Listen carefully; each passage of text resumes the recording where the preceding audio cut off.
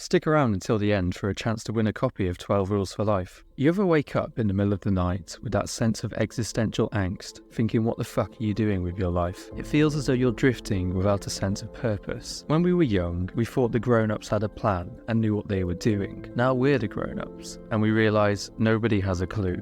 We have to figure out what's going on. When life has no meaning, it's chaotic, it has no order, no stability. So how can we restore this order? By following rules. Rules give us structure, they give us a blueprint to follow. They're not always perfect, but they give us a point of reference from which to start. 12 Rules for Life breaks down some age-old wisdom, the kind of things your parents used to teach you, but you were too stubborn to pay attention to. Sometimes the best wisdom is the most obvious. It's easy to scoff at the obvious or simple, but if the basics aren't going well, how can we expect anything else to be? So here's what I learned from 12 Rules for Life by Dr. Jordan Peterson. Stand up straight with your shoulders back. Our posture is one of the most primal parts of our physiology. In 2008, a study from University of British Columbia looked at blind judo athletes and found they adopted the same postures as sighted athletes when winning and losing. They'd never seen anyone do this. They did it naturally. When we win, our chest expands, our head is up, and our arms are outstretched. We physically occupy more space in the world, and when we lose, our posture shrinks. We withdraw and avoid the world. But you probably already knew this. How can we use this to our advantage? Well, not only does your mood influence your posture, but your posture can also influence your mood. A study from Auckland University found that sitting upright improved subject stress response, self-esteem, and used more positive language. In other words, you can literally trick your body into changing your mood by changing your posture. Keeping your head up also opens you to engage with the world. Step away from your phone and look up. Take in your surroundings and engage with the world. There's a whole world out there that we're not seeing when we use our phone as a crutch. The world is full of moments of serendipity, waiting to be discovered. All it takes is for you to look up and take it all in. What you'll find is that people will respect you more, engage with you more, and be more receptive. There's a lot of pseudoscience out there on body language, but basic things like posture are universally recognized. How would you feel if you were talking to someone and they were slouched and they faced their body away from you? Does that feel like someone who is interested in what you have to say? I doubt it. Engage with the world and it will engage with you. I'd just like to take this opportunity to mention Be My Eyes. It's a free app that connects you via video call with visually impaired people in need of assistance. This could be something like reading the inscription on their medication, telling them how much something costs in a supermarket, or the lights are on at home or whatever. Something that's very simple for you can make a huge difference to the day of a blind person. I have no affiliation to Be My Eyes, I just thought it was a cool thing that I found. So if you'd like to help, download Be My Eyes. Now back to the video.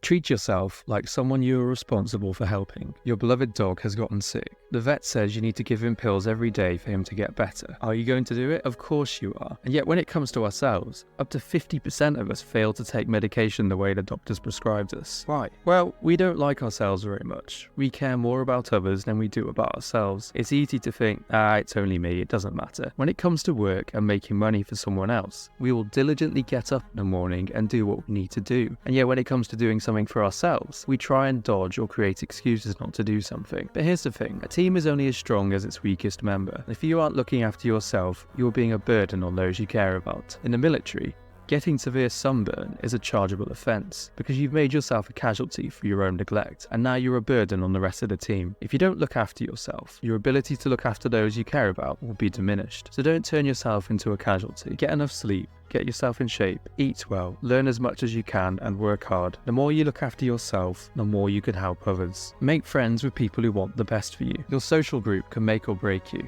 There's a saying that we're the average of our 5 closest friends. So pay close attention to how they make you feel. It might be time to reconsider your company. Let's say when you're making positive changes in your life, they belittle you or discourage you. People often crystallize their idea of who you are in their head, and when you do anything which runs contrary to that idea, they can become hostile. They can feel challenged, as if by you doing something positive, it's highlighting their own inadequacies. If you say to a friend you don't want to drink tonight, or that you're going to the gym, and their reaction is to belittle you, it's time to reconsider whether this person cares about your best interests. When you share good news with a friend, they should celebrate in the news with you and commiserate with you when you share bad news. People in your life should be helping you grow. If they are not, it's time to rethink your relationship. Compare yourself to who you were yesterday, not to who someone else is today. There are 1,000,001,000,001 different factors which have led you to where you are today, and the same goes with everyone else. To even attempt to compare yourself to someone else is futile, so the only point of reference you have is yourself. Only you knows what it's like to be you. and you only have all the facts for your own life. So this is the only fair comparison you can actually make. So have a look at where you've come from and ask yourself if you're moving in a positive direction from who you used to be. Other people are not your competitors. There are an infinite number of games in life for everyone to win at something. The only competitor you need to worry about is yourself. No one will undermine you as much as you will. No one will throw as many obstacles in your way as you can. So focus on the internal battle, not petty external rivalries. Do not let children do anything that makes you dislike them. A parent will always love their children, but they don't have to like them. And when it comes down to it, kids can be real shits at times. Everyone has an off day, but if you lose it with your kid, it will stay with them forever. Resentment has to be nipped in the bud from the onset, or it can lead to a toxic relationship. You will not remember being angry with your kids, but they will take it with them for the rest of their lives. Address a kid's annoying behavior before it gets to the point where you lose it. If you feel yourself getting mad, withdraw from the situation by getting them to play in another room or leaving the supermarket early, whatever. I don't personally have kids, but I also think this can apply to relationships and friends. If you diffuse a situation before you allow it the chance to make you angry, you will improve your relations significantly. This may involve an uncomfortable exercise in recognizing your dark side. Everyone has buttons that get pressed. It's important to be able to recognize when that happens. If you're self-aware of your emotions, you're more likely to be able to mitigate against them instead of being held hostage to them. When you recognize you're starting to feel anger, it's time to de-escalate. Set your house in perfect order before you criticize the world. If you delve into social media and look at the types of people who are constantly posting about politics, it's often a symptom that they're not happy with how things are going in their life. Expanding your attention to some situation far beyond your control seems like you're being a responsible citizen and a good person, but often it's just a distraction to avoid addressing your own issues. This is an old Stoic principle from Epictetus. Focus on what is within your control and ignore the rest. The best way to have an impact is to get your shit together first. If you can't do something as simple as keeping your room tidy, how on earth do you go about changing the world through activism? The world sucks, and there's plenty of things that need changing, but change starts local, and there's nowhere more local than your room. Your room is yours. You are 100% responsible and accountable for what happens in your room, not the President of the United States, not greenhouse gases, not the media, not the crushing weight of capitalism. There is no one to blame but you. Accepting responsibility for your own life is the biggest step you can take towards changing the world. If you're not sure where to start, have a look around your room and ask yourself what needs fixing. Maybe some clothes need picking up, maybe you need to rearrange some furniture, whatever. Then once you've done with your room, look to another room in your house, till your whole house is in order. Then you can look at the state of your family, your street, neighborhood, city. If you want to change the world, start at home.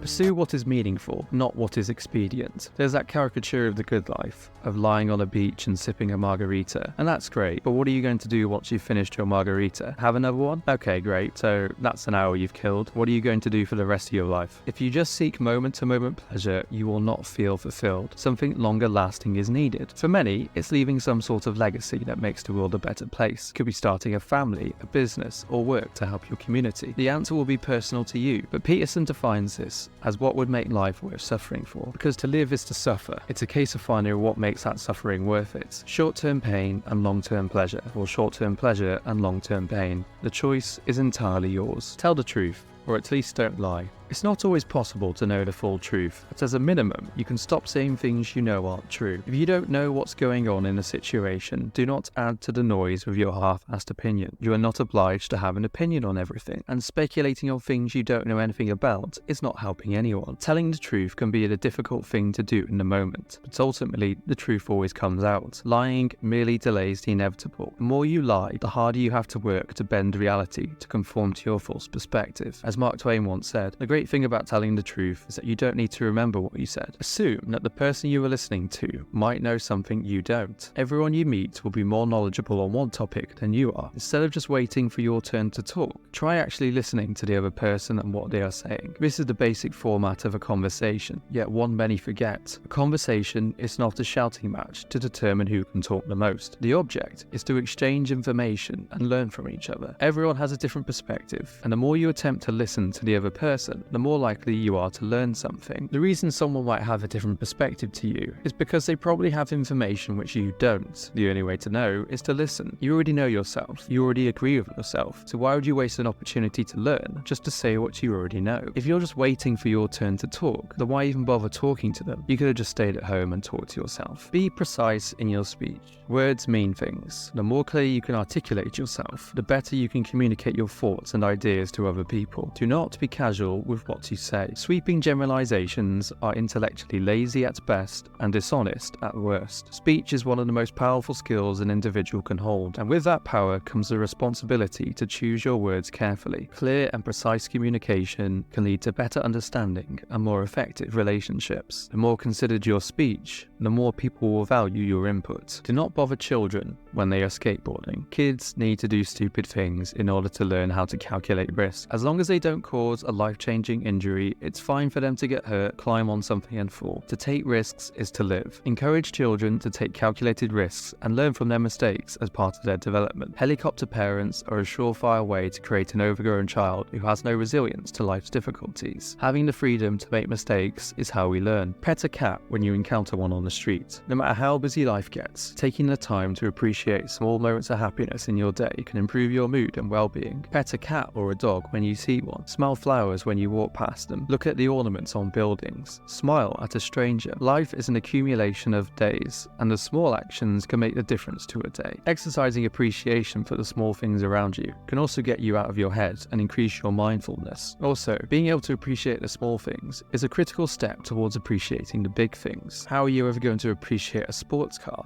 if you cannot even appreciate the warming sensation of a coffee? Learning to derive happiness from the small things is a great way to hack your happiness. So there we have it. Many of these may have seemed obvious to you, but something simple is not necessarily easy. The natural state of the universe is chaos. It's a constant uphill battle to maintain order as things naturally unravel around us. Following these rules may be the starting block you need to bring some order to that chaos. Thanks for watching. I'm giving away a free copy of 12 Rules for Life. To be in with a chance of winning, subscribe to my channel and comment your favourite rule from the book by the 27th of September, 12 o'clock UK time, at which point I'll choose the winner. If you'd like to buy the book yourself, there's a link in the description. And as always, please like and hit the subscribe button. See you soon.